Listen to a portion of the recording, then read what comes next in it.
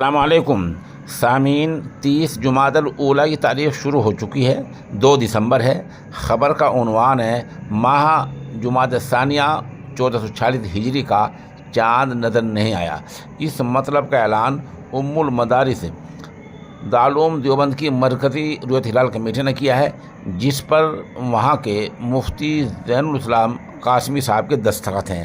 اعلانیہ یہ ہے: آج مورخہ 29 جمادی الاولیٰ سن 1446 ہجری مطابق 2 دسمبر 2024 بروز دوشنبہ بعد نماز مغرب متصلاً دارالفتاء دارالعلوم دیوبند میں مرکزی رؤیت ہلال کمیٹی کی میٹنگ ہوئی، جس کی تفصیل حسب ذیل ہے۔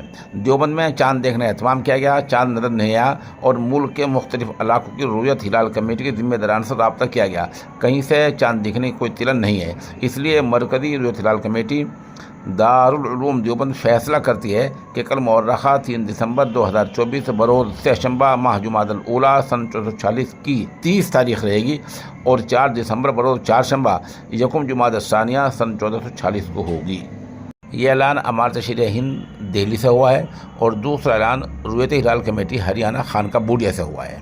خبر تھوڑی تفصیل سنیے۔ دونوں کے اعلان میں لکھا ہے: آج ابھی بعد نماز مغرب رؤیت ہلال کمیٹی امارت شرعیہ ہند کی میٹنگ مولانا مفتی ذکاوت حسین صاحب قاسمی نائب امیر شریعت صوبہ دہلی کے زیر صدارت امارت شرعیہ ہند کے مرکزی دفتر بہادر شاہ ظفر مارگ نئی دہلی میں منعقد ہوئی۔ چاند دیکھنے کا اہتمام کیا گیا۔ دہلی میں مسئلہ صاف نہیں ہے، چاند نظر نہیں آیا اور کہیں سے رؤیت کی یعنی چاند دیکھنے کی کوئی خبر نہیں ملی۔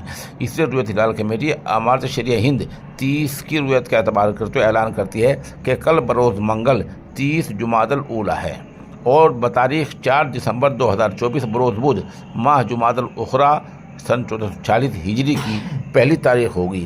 اسی مطلب کا اعلان خانقاہ بوڑیا سے ہوا ہے، جہاں آل انڈیا مسلم پرسنل بورڈ کے رکن اور خانقاہ بوڑیا کے سربراہ حضرت پیر جی حافظ حسین قادری مجددی نے یہی اعلان کیا ہے۔ یہ اطلاع خانقاہ سامع مفتی محمد ناصر ایوب ندوی نے دی ہے۔